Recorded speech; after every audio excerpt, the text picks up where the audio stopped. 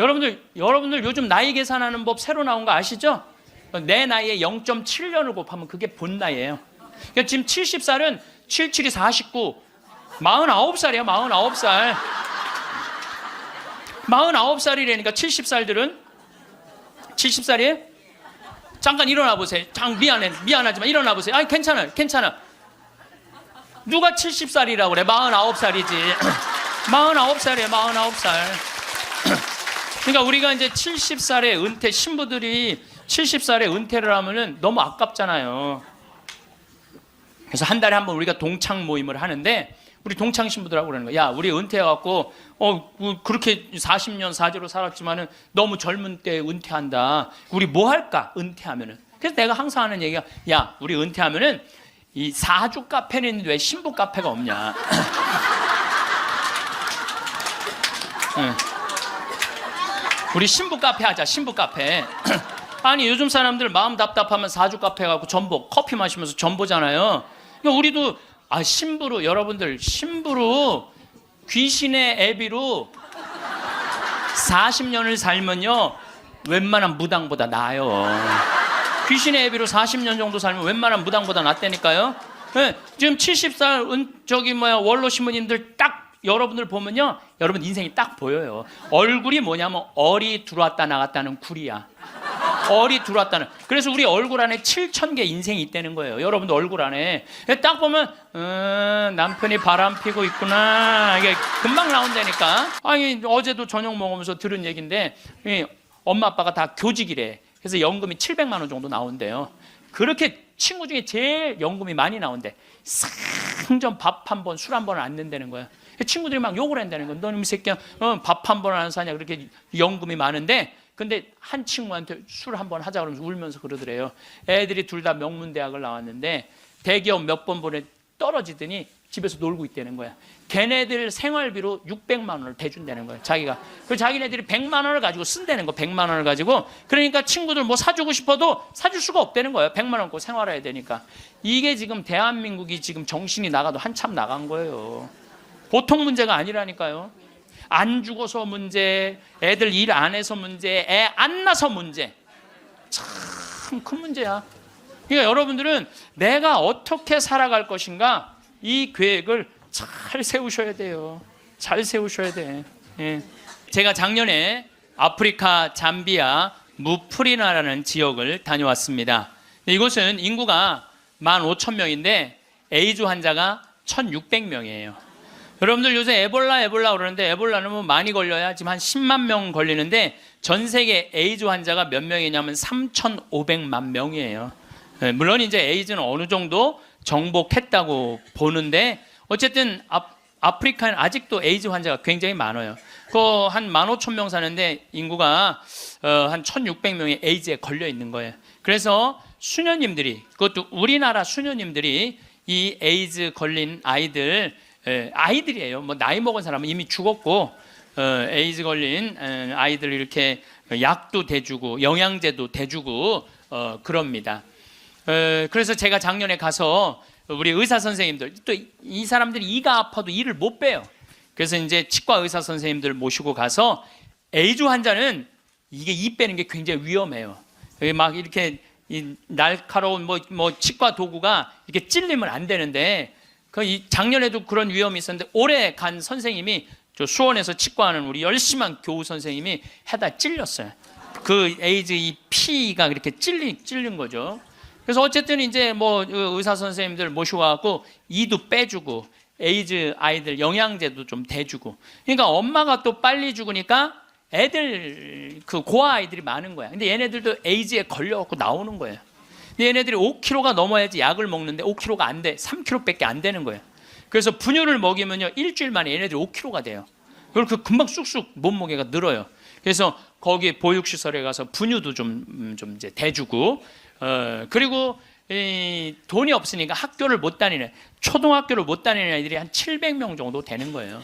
수녀님들이 그 아이들을 모아다가 공부를 가르치는데, 돈이 없으니까 책 12권을 가지고 한 명이 공부를 하는 거야.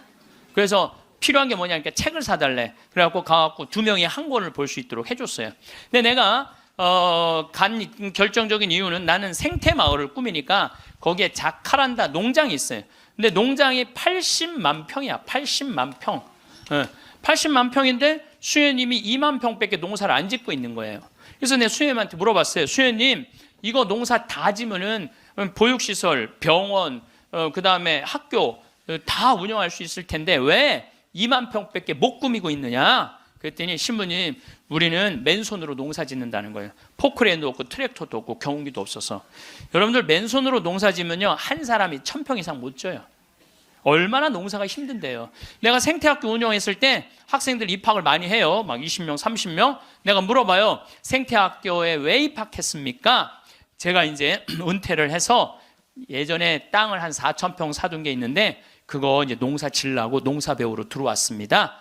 그럼 한번 해봅시다. 그래갖고 이제 3월 한 달 동안 모종 내고 거름 뿌리고 막 해요. 한 달 지나고 나서 내가 다시 상담을 해요. 어떻게 농사 이제 한 4,000평 질만 하십니까? 그러니까 해보니까 이게 쉽지 않으네요. 한 1,000평 정도 할 수 있을 것 같아요. 그래요. 3월, 4월, 5월, 더운 이제 6월 이제 지나고 나서 학생들 여름방학 할 때 제가 물어봐요.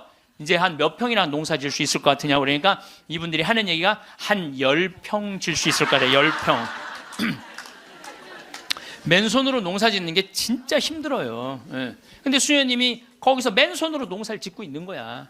그러니 포크레인도 없고 트랙터도 없고 경운기도 없다는 거야. 수녀님 얼마면 되겠냐가 2억이면 되겠대. 걱정하지 말아라. 내가 한국에 가서 2억 만들어서 보내주겠다. 내가 또 뻥이 또 엄청나게 세요. 내가 신학교 다닐 때 내 뻥이, 저 별명이 뭐냐면 황뻥이었어. 황뻥. 일단 뻥을 쳐놓고 한국에 돌아와갖고 내가 강의 때 몇 번 얘기했어요. 평화방송에도 나가고 내가 여러분들 아프리카에 정말로 멋있는 일을 하고 싶은데 1,000만 원씩 20명만 도와주면 좋겠다. 여러분들 재산 5억 중에 10분의 1, 5천만 원은 내 거 아니라고 생각해야 된다. 그거는 어려운 이웃 도와주라고 하느님이 축복 준 거다. 나는 5천만 원까지 필요 없다. 그저 1,000만 원씩 20명만 난 도와주면 좋겠다 라고 얘기를 했는데 절에 다니는 분들, 교회 다니는 분들, 성당, 종파 초월이야. 뭐 성당 다니는 분들, 아무 데도 안 다니는 분들, 이런 분들이 돈을 보내주는데요. 3개월 만에 2억이 들어온 거예요. 난 너무너무 감사해요. 네. 그분들이 정말 큰 마음 먹고 평생 모은 거 내신 분들도 많더라고요. 또 한 분은 마장동에 있는 분은 그냥 500원짜리 1,000원짜리 따모 한 500만 원을 갖고 온 거예요. 그걸 그냥 드럼통에 싸갖고 와서. 하여튼 감동적인 일이 너무 많았어요. 그런데 이제 2억이 딱 이제 3개월 만에 들어왔는데 2억 들어온지 모르고 계속 전화해갖고 돈 보내준다는 거야. 그래서 내가 전화 받아갖고 이제 2억 들어왔으니까 그만 보내셔도 된다고 이렇게 말을 할 수가 있어야지. 돈을 보내준다는데 계속 받았어요. 계속 받았는데 내가 요새 강의 때문에 책상에 못 앉아있는데 어젠가 그제 여기 평화방송 강의 준비한다고 밤 12시에 들어가는데 1,000만 원을 또 전주에서 어떤 분이 또 보냈더라고. 그것까지 합쳐서 들어온 돈이 7억 1,000만 원이 들어온 거야. 7억 1,000만 원. 아니 2억이면 되는데 7억이 들어오니까요 사람이 마음이 간사해지더라고요. 그럼 어쨌든 내가 이제 포크레인 트랙터 경운기 사주기로 했으니까 그거 사주러 나갔어요. 나는 공투 조그만 걸 사주려고 갔는데 수현이 말을 바꾸는 거예요. 공투는 안 된다는 거예요. A10을 사달라는 큰 거. 왜냐하면 여기 개미산이 한 2,000개 있어요. 농장 안에. 개미산이 있으니까 농사를 못 짓는 거예요. 개미산 때문에 가려서 2,000개나 되는데 얘네들이 짐은 100년 동안 짓는 거야. 산 하나를. 100년 동안 지니까 얼마나 크겠어. 여기 이건 말도 안 돼. 이거 한 2층 정도 되는 큰 개미산을 져놓는 거예요. 그럼 거기다 농사를 지려면 이게 보통 하나에 100평 정도 차지하고 있거든요. 그 농사를 지려면 장정 둘이서 꽃갱이로 한 달을 뽀개야 그거 하나를 뽀개는 거야. 그 2,000개를 언제 뽀개? 그래서 포크레인을 사달라는 건데 공투를 사주면 바가지를 꼽으면은 그 개미산을 포크레인 못 이겨요. 그래갖고 포크레인이 넘어진다는 거예요. 사달라면 1m 20짜리 큰 거 사달라는 거예요. 공투는 한 7천만 원이면 되거든요. 근데 그냥 A10을 사러 나갔더니 2억 8,700이야. 돈 좀 떼어먹어 보려고 그랬더니 떼어먹을 돈이 없는 거야. 그것도 우리나라 포크레인을 사주려고 그랬더니 우리나라 건 안 된대. 포크레인은 하면서 호스라는 게 막 터져요. 이렇게 연결되어 있는 게 큰 기계를 하니까 그거를 고치는 거는 볼보밖에 없는 거야. 그래서 볼보로 살라고 그랬더니 엄청 비싼 거예요. 그래갖고 어떻게 약속을 했으니까 2억 8,700짜리 포크레인 샀어요. 그 트랙터 6천만 원짜리 사고 경운기 2대 1,200만 원짜리 사서 작년에 11월 달에 인천항에 가서 택배로 붙였어. 또 이 포크레인이 너무 크니까 포크레인을 잘라요. 난 또 포크레인 자르는 거 처음 알았어. 포크레인을 잘라갖고 컨테이너 2대 나눠서 보낸 거야. 기술자를 보내갖고 붙이는 기술자도 보내고. 근데 여러분들 포크레인하고 트랙터만 보내면 걔네들이 알아서 일해요? 기술자도 따라가야 되네. 그러니까 작년 11월 달에 포크레인 트랙터 택배로 붙일 때 기술자 둘도 택배로 붙였어 그냥. 그런데 이 기술자들 둘 한 달 월급 완전히 기계를 고칠 줄 아는 기술자를 찾아서 보내야 되니까 둘 한 달에 800만 원이에요. 그 1년 쓰면 1억 아니야. 돈이 팍팍 줄어드는 거야. 이제 그거 이제 끝나고 난 다음에 거기 뭐 걔네들이 그냥 뭐 기술자가 따라가면 막 알아서 해요. 기름 대야 되잖아요. 기름도 한 달에 1,000만 원씩 되는 거예요. 기름도 한 달에 1,000만 원씩. 예, 기름도 한 달에 1,000만 원씩. 돈이 막 완전히 줄어드는 거야. 근데 수녀님이 내가 처음에는 빈말인 줄 알았대요. 2억 보내주겠다고. 근데 뭐 포크레인 보내지 기술자 보내지 기름값 보내지 그러니까 수녀님이 자신감이 생겼나 봐. 신부님 귀양 도와주실 거 우리가 닭을 팔고 싶은데 지금 잠비아는 여름이에요. 45도까지 올라가요. 그러니까 보통 1시간 거리에 닭을 못 파는 거야. 상하니까. 그러니까 신부님 냉동고를 보내주면은 닭을 팔 수 있을 것 같다는 거야. 얼마냐니까 2,200만 원이래. 뭐 2,000이면 돈도 아니지만 1억씩 막 나가는데 걱정하지 말아라. 내가 보내주겠다. 내가 보내줬어요. 냉동고를 보내줬더니 수녀님이 너무 신난다는 거예요. 왜 신나냐 그러니까 한 마리도 못 팔던 닭을 한 달에 1,200마리씩 판다는 거예요. 1,200마리씩.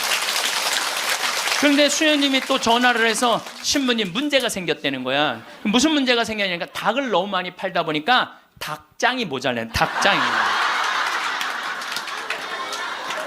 닭장 줘달래 닭장. 그래서 얼마면 되냐 그러니까 1억이면 된대. 좋다. 이제 들어온 돈이 다 나가게 생긴 거 이제. 좋다. 닭장 줘주겠다. 그래서 작년에 이제 벽돌 찍는 기계, 닭털 뽑는 기계 다 보내줘서. 그래갖고 이번 여름에 대학생들 20명을 데리고 가서 닭장을 줘주고 왔어요. 내가 이번에 우리 대학생들 20명을 데려와서 너무너무 놀랐어요. 왜냐하면 엄마들이 얘네들 문제 있어서 얘네들 고생시킨다고 보냈는데 걔네들이 가서 일하는 걸 보는데요. 너무 잘하는 거예요. 너무 즐겁게. 그러니까 걔네들은 다 내가 보니까 몸으로 살 놈들을 머리로 살라고 그러니까 걔네들이 몸으로 사냐 얼마나 너무너무. 그래서 얘네들이 닭장 다 지어주고 닦아놓은 땅이 10만 평이야. 10만 평.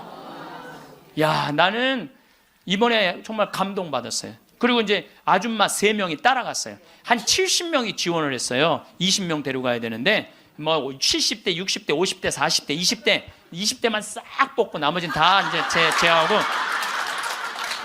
60대 아줌마 3만 모시고 갔어요. 지원한 분들.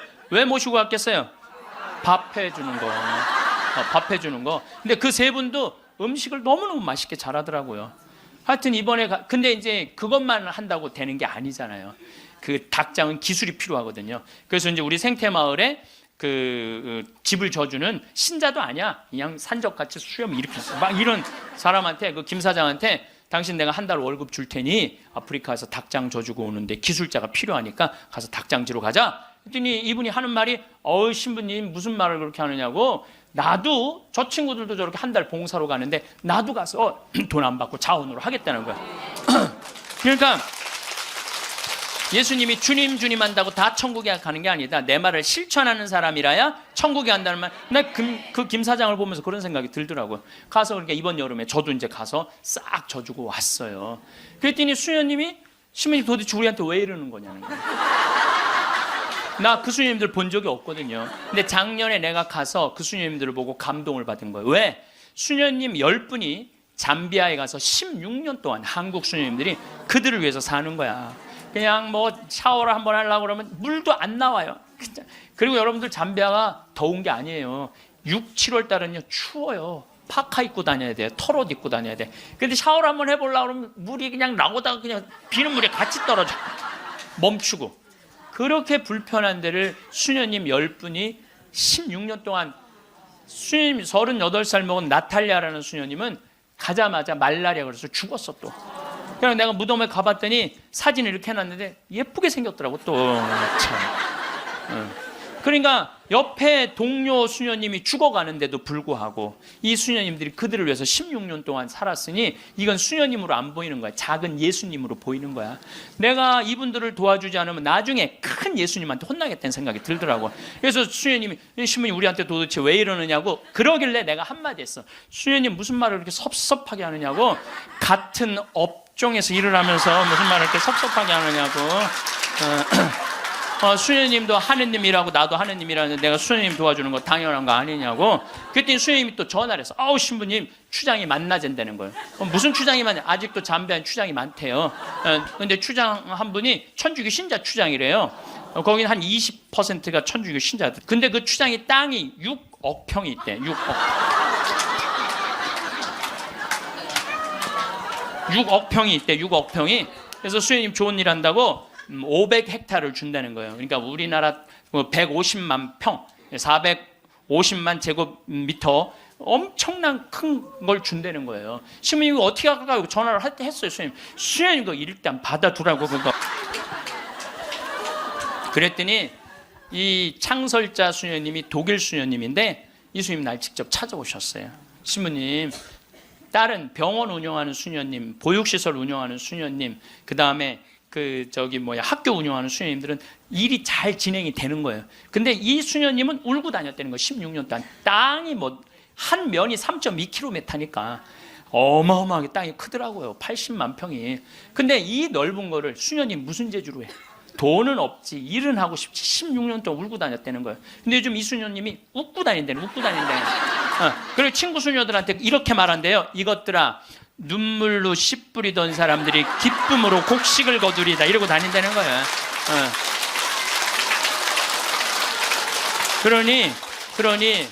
그러니 신부님 이건 자기네들은 하기가 쉽지 않다는 거예요. 신부님은 나는 또 그쪽으로 공부도 했고, 그러니 신부님 귀향 시작을 했으니 완성을 좀 해달라고. 난 또 80만 평 완성하려면은 70살까지 일이 기다리고 있는 거야.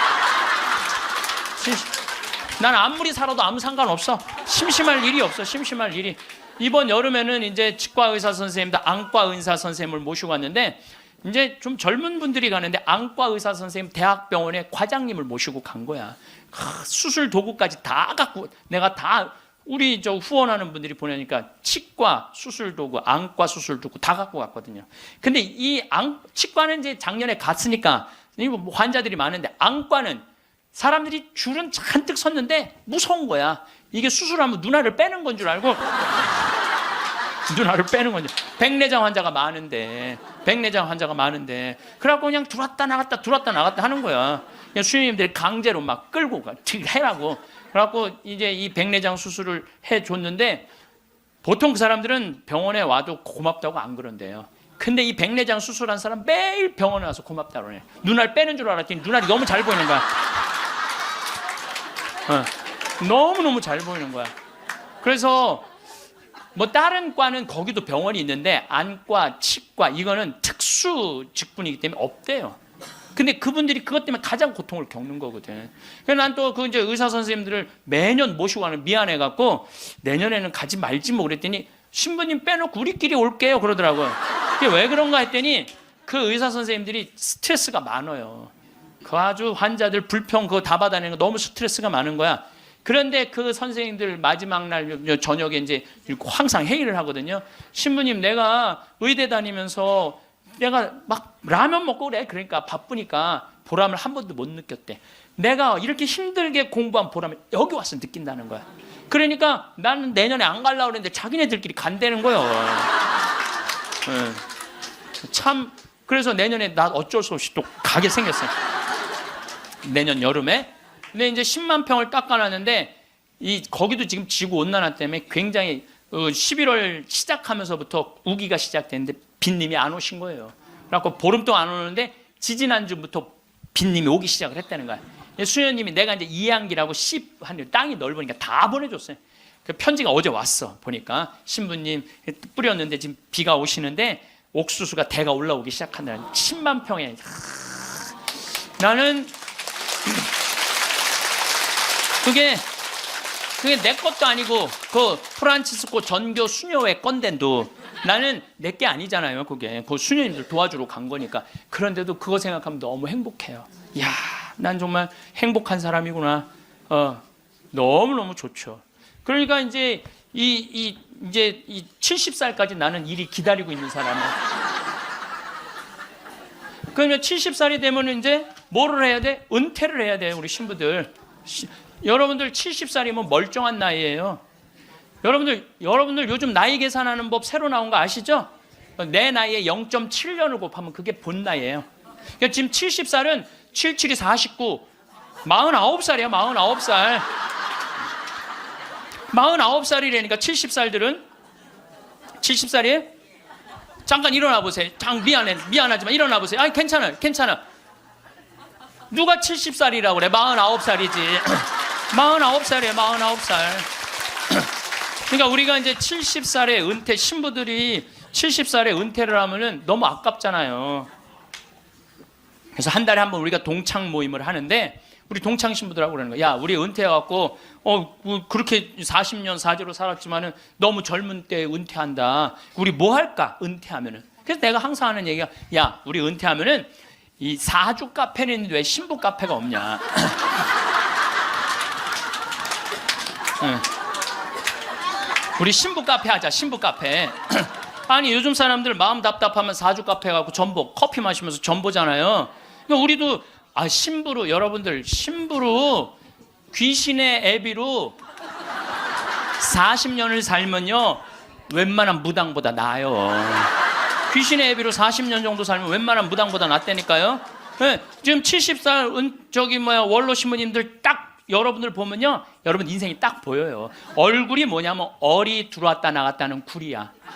얼이 들어왔다는. 그래서 우리 얼굴 안에 7,000개 인생이 있다는 거예요. 여러분들 얼굴 안에 딱 보면 남편이 바람 피고 있구나, 이게 금방 나온다니까. 웬만한 점쟁이 무당보다 낫다니까요. 저도 본당 신부하면서 무당들 세례를 많이 줬어요. 무당들이 천신, 자기가 모시는 신기가 떨어지면요 천신을 찾아온다니까요. 그래서 내가 뭐 북도 태우고 막 이거 신물도 많이 태워주고 세례도 주고, 또 어떤 무당은 유방암이 걸렸는데 60 한 7, 8쯤 됐는데 평생 이제 점을 봐준 거죠. 근데 이제 나한테 온 거예요. 이제 삶을 정리하고 하느님한테 귀의하고 싶다고. 살아온 얘기 다 들어주고, 그리고 이제 마지막에 이제 죽을 때 또 신부님 성가 소리 듣고 죽고 싶다고. 근데 쫓아가갖고 또 보니까 막 기다리고 있더라고요. 그래서 성모님 성가 듣고 싶다. 그래서 내가 막 성가 불러주는데 그렇게 해서 돌아가셨어. 그러니까 내 품에 죽은 무당도 있다니까. 내 품에 죽은. 내가 웬만한 무당보다 낫지. 웬만한 무당보다 나은 거예요. 그러면 우리가 카페 차려놓고 여러분들 본당 신부님들 면담하려고 그러면 얼마나 힘들어. 본당 신부님 바쁘고 우리 은퇴하면 시간도 많은데. 그래서 우리 잘생긴 시모니 신부가 있어요. 오늘 오후에 만날 건데, 시모니 신부 그 커피 바리스타 자격증도 있고 잘생기고 자격증이니까 시모니 신부는 커피 바리스타 하고, 그리고 나보다 7살 많은 베네딕토 신부라는데 얼굴이 못생겼어요. 네. 형은 그 정신없이 왔다 갔다 하지 말고 주방에서 나오지 말고 거기서 나오지 말고 음식하고 음식. 네. 네. 그다음에 뭐 담배만 피우고 뭐 아무것도 안 하는 우리 마티아 신부, 너는 청소하고. 난 이제 이게 되니까 앉아서. 내가 장소도 다 봐뒀어요. 장소는 어디로 했냐면은 남한산성 성지가 있는데, 남한산성 성지가 새로 성당을 줘서 갔어요. 옛날 구성당이 아주 그 창호주로 잘 줘놨어. 그래갖고 그 성당 터 달라고 그랬어. 여러분들 남한산성 그 근처에 또 점 보는 데도 많아요, 보면. 그래갖고 이제 거기는 이제 신부 카페. 우리는 은퇴해서도 할 일이 있는 거야. 그러니까 나는 이제 뭐 대학 하라고 이제 기부금도 40억 받았으니까 나는 200살까지 살아도 일이 있어요. 200살까지. 근데 여러분들은 무슨 계획이 있느냐? 나 이걸 묻고 싶은 거예요. 무슨 계획이 있느냐? 지금 60살 되신 분들은 100살까지 살아요. 100살.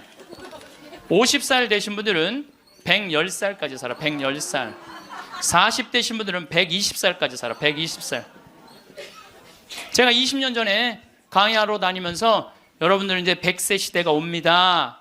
신부님 뻥하지 말라고 무슨 100살까지 사느냐고. 근데 요즘 여러분들 100세 안보장, 100세 연금보장 나왔어요, 안 나왔어요? 100세 시대 온 거예요. 근데 올해 한 보험회사에서 무슨 상품이 나왔냐면 110세 건강 안심보험이 나왔다니까요.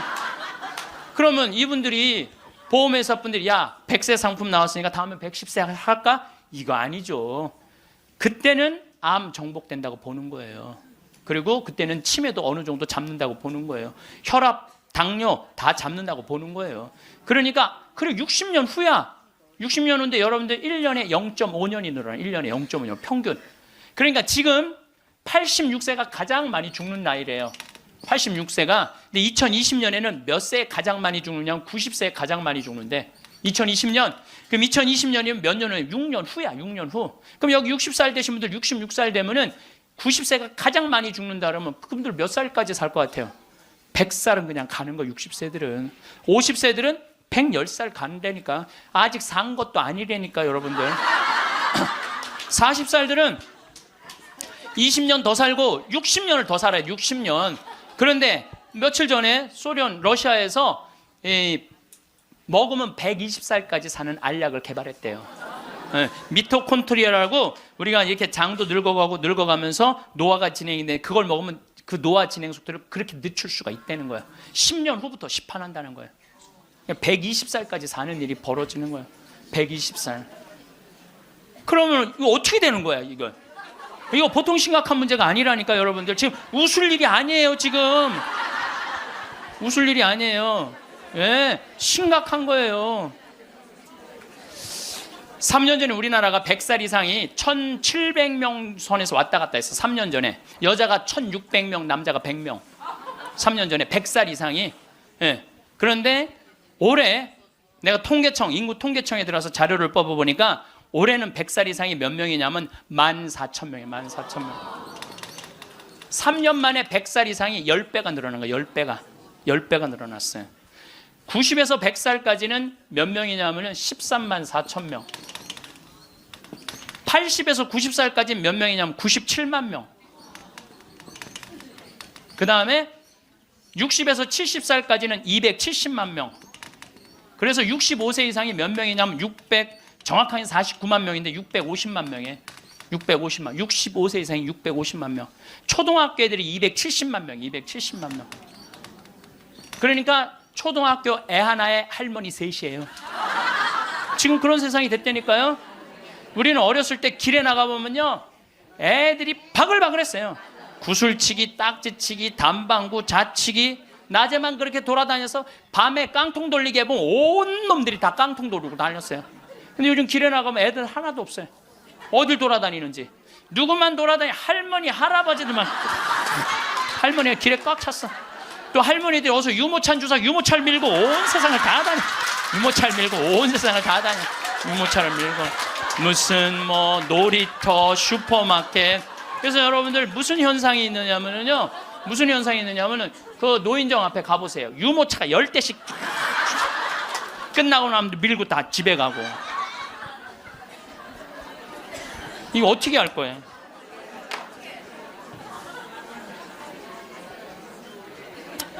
조선시대 왕들은 평균 연령이 조선시대 왕이 27명이었어요. 27명이 있었는데 평균 연령이 46.1세였어요. 왕들이 길게 살아야 46. 왕자고 공주들, 관리 잘한 왕들은 46.1세. 관리 잘 안 하고 왕자도 큰 왕자들 있잖아요. 왕 못된 왕자들. 그거 평균 나이는 36세야. 평민들은 조선시대 35세. 평균 나이 35세.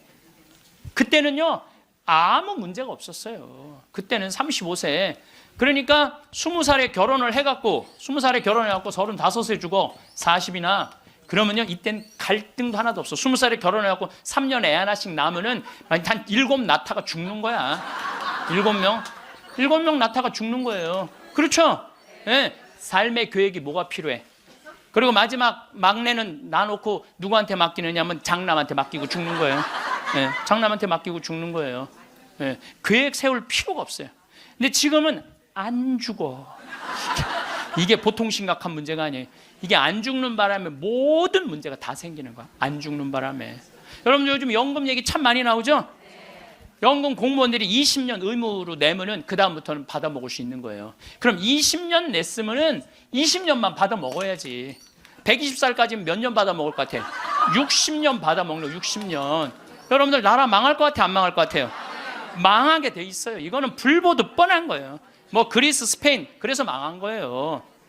그래갖고 좀 나라 이제 자식들을 위해서 좀 후손들을 위해서 연금 좀 깎자고 지금 국회에서 정부에서 그러는 거 아니에요? 계산 뻔히 나오니까 그 연금 깎자고 그랬더니 깎으려는 연금을 안 깎고 머리 깎고 안 된다고 그냥.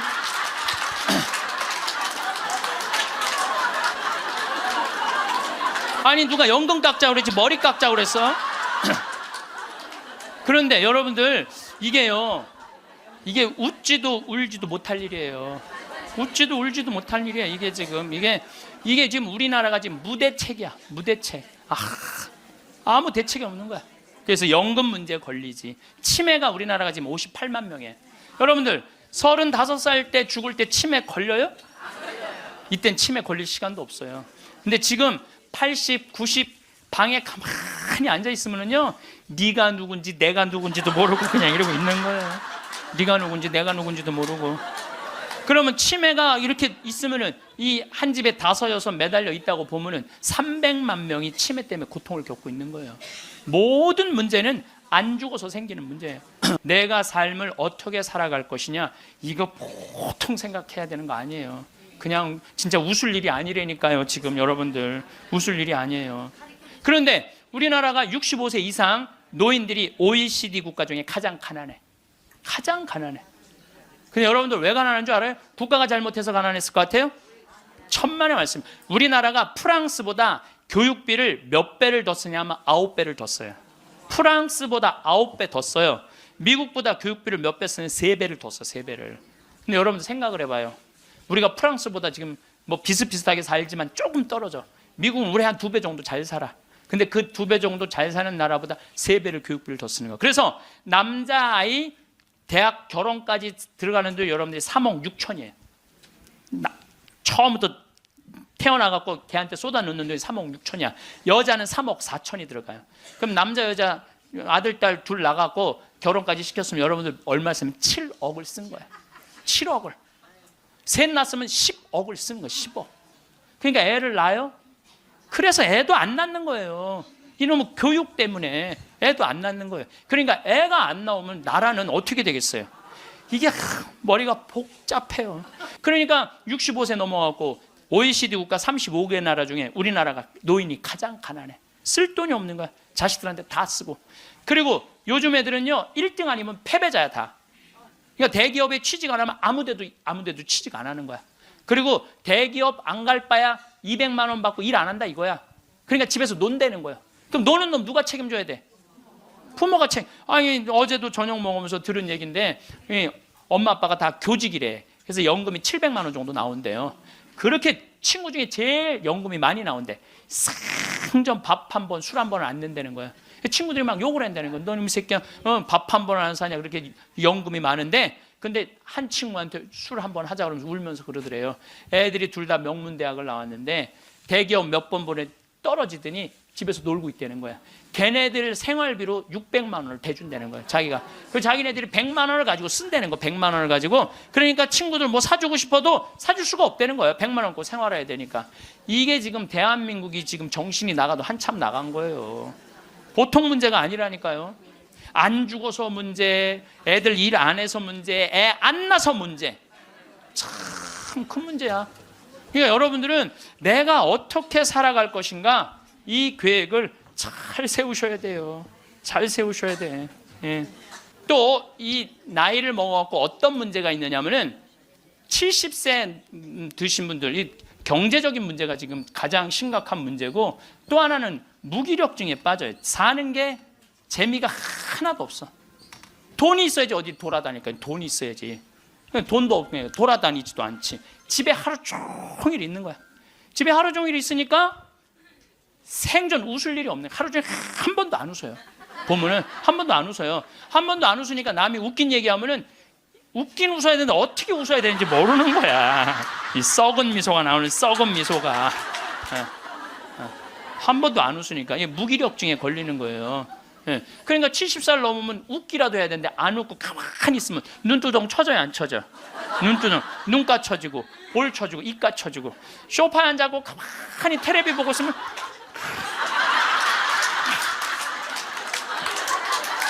소파에 앉아고 텔레비만 째려보고 있는 거야. 아니 텔레비가 뭘 잘못했다고? KBS 한번 째려보고 MBC 한번 째려보고 SBS 한번 째려보고 평화방송 한번 평화방송 볼 때 더 째려봐. 저 무슨 얘기하는 건가? 뭐 애들 다 떠나고 여러분들 애들 다 떠나고 남편하고 있으면 뭐 깨가 쏟아질 것 같아요? 깨 안 쏟아져요. 신혼 때나 깨가 쏟아지는 거지. 소파 앉아 이렇게 있는데 남편이 지나가면은 투명 인간이 지나가나 보다.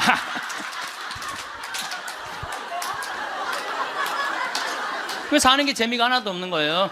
그 어떤 신부님하고 수녀님이 눈보라를 맞아갖고 산을 가는데 헤매다가 오두막집을 발견한 거예요. 발견했는데 다행히 침대가 하나 있고 그 다음에 침낭이 있는 거야. 담요는 이제 바닥 옆에 있고. 그래서 신부님이 수녀님 침대가 하나밖에 없으니까 나는 남자니까 수녀님은 침대에서 주무시고 나는 침낭에서 자겠다고. 그래갖고 이제 이렇게 이제 겨우 이제 그 어른 몸을 녹이고 신부님이 침낭에 이렇게 자꾸로 올리고 잘라 그러는데 수녀님이 신부님 저 너무 추워요 그러는 거예요. 그래갖고 신부님 어떻게 자꾸를 열고 다시 나가갖고 담요를 하나 이제 갔다가 이제 수녀님 덮어줬어. 수녀님 이제 따뜻할 거라고. 그래갖고 이제 다시 이제 들어와갖고 이제 침낭을 딱 이렇게 해갖고 좀 잠을 막 들어갈 때 수녀님이 신부님 저 정말 추워요 그러는 거예요. 짜증이 나는데 어떻게 남자인데. 그래갖고 다시 이걸 열고 다시 담요를 하나 수녀님 덮. 수녀님 진짜 이제 따뜻할 거라고. 그래갖고 이제 겨우 잠을 들어. 신부님 저 정말 추워요 그러는 거예요. 신부님이 딱 일어나서 수녀님 사실은 여기 우리 둘밖에 없다. 아무도 우리 둘이 있는 거 모른다. 그러니까 수녀님 우리 부부처럼 오늘 밤을 좀 지내자. 그랬더니 수녀님 아우 좋아요 그랬어요. 수녀님이 아우 좋아요. 아유 좋아요. 그래서 그럼 부부처럼 하는데 내가 지금부터 말을 좀 하겠다. 수녀님 그 수녀님 말을 내가 빼겠다. 당신 자꾸 짜증나게 할 거야? 그 빌어먹을 담요 당신이 갖다 덮어. 나 잠 좀 자게 나도 좀. 여러분들 부부가 이게 다정하게 이렇게 살다가 늙으면 좋은데 서로 맨날 짜증이 나느니 뭐 지겹대느니 이런 소리 하면은요 늙어서 한 집에 살아도요 있으나 많아요. 있으나 많아야. 하루 종일 혼자 텔레비. 이제 저녁에 며느리가 어머니 식사하세요 방문 땅땅 두들겼는데 또 이 시어머니 또 전기세 또 불은 깜깜하게 꺼. 째려보던 눈빛 그대로 파란 텔레비 불빛에 밥 먹으라고 이렇게 째려보면요 며느리가 심장이 땅땅 떨어지는 거예요. 사람은요 눈꼬리가 올라가지 이쁜 거야. 입꼬리가 올라가지 이쁜 거예요. 그래서 젊은 사람이 웃을 때 시원한 게 눈꼬리가 올라가고 입꼬리가 올라가서 시원한 거예요. 내가 이렇게 이렇게 젊은 사람은 눈에 확 띄어요.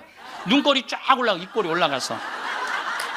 또 나한테 강의 들어오면 그냥 와. 신부님한테 온다고 연필로 막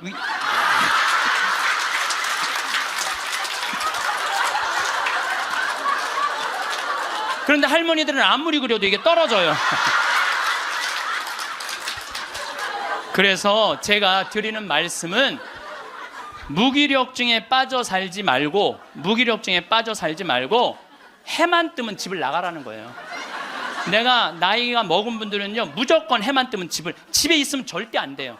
해만 뜨면 그리고 나이 70살 80살 넘어서 집을 나가주는 게 예의야. 예의. 집에 있으면 안 된다니까요. 그리고 가끔 1박 2일씩 사라져주는 것도 예의에. 사라져주는 것. 강원도 평창 생태마을로 사라져주는 게 예의라니까. 하루 종일 웃지도 않고 있으면 뭐가 행복하겠어요. 그러니까 할머니들 오늘 65세가 넘어갔고 나는 해 뜨자마자 여기 나왔다 한번 손 들어보세요. 내가 늘 말하지만 이 처녀들이 슬기로운 처녀들이라니까. 이 처녀들이 슬기로운 처녀들인 거예요. 그래서 신부님 돈이 있어야지 나가 돌아다니죠. 집 잡혀라.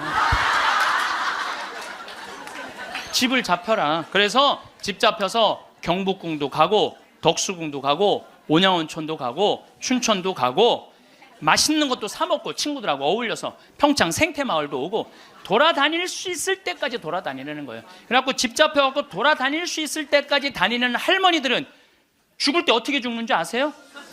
아니에요. 그건 아니고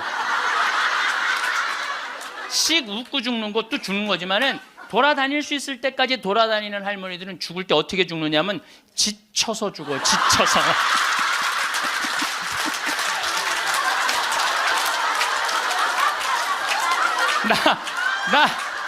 이제 그러니까 95살쯤 돼갖고 나 도저히 못 돌아다니겠다.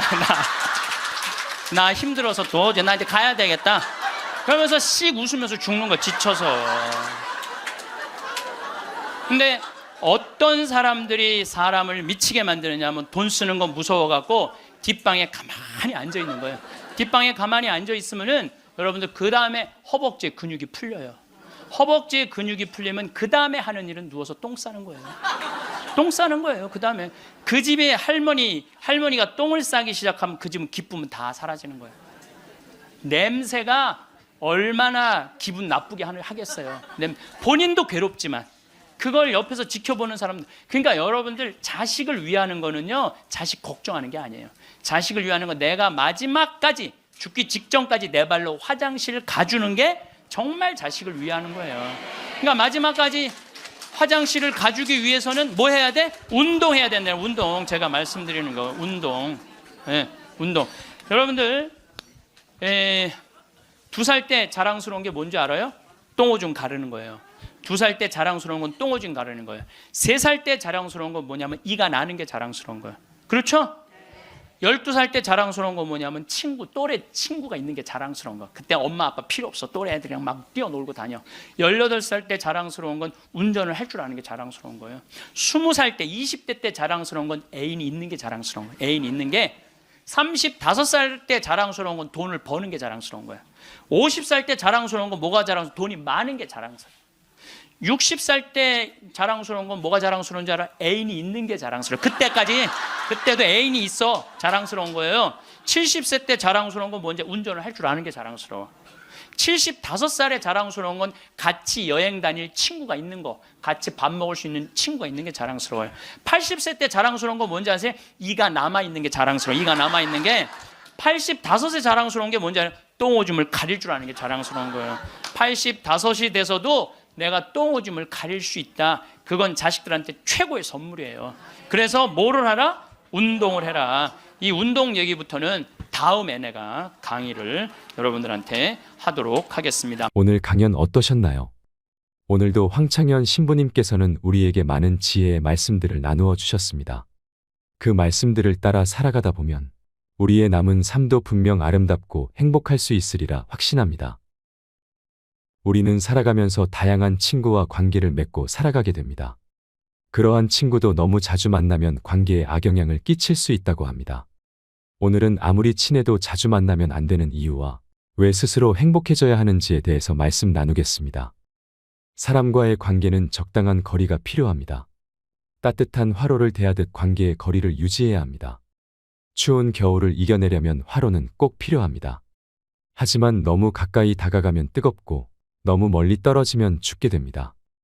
좋은 인간관계를 맺고 살아가는 것은 매우 중요합니다. 그러나 여러 사람을 친구로 사귀고 자신은 친구가 많다고 자랑하는 사람이 있습니다. 그러나 이런 의미 없이 많은 인연을 맺게 되면 그 인연은 청명하지 못합니다. 그 인연들로부터 좋은 영양분을 받기는커녕 내 영혼은 점점 시들어져 갑니다. 선한 사람과 함께 있으면 그것은 마치 난초가 있는 방에 있는 것과 같습니다. 오랜 시간이 있으면 그 향기를 맡지 못하나 결국 그 향기가 나에게 배게 됩니다. 악한 사람과 함께 있으면 마치 생선가게에 들어간 것과 같습니다.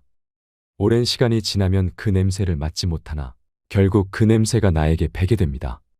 붉은 물감이 담긴 것은 붉게 변하고 검은 물감이 담긴 것은 검게 변합니다.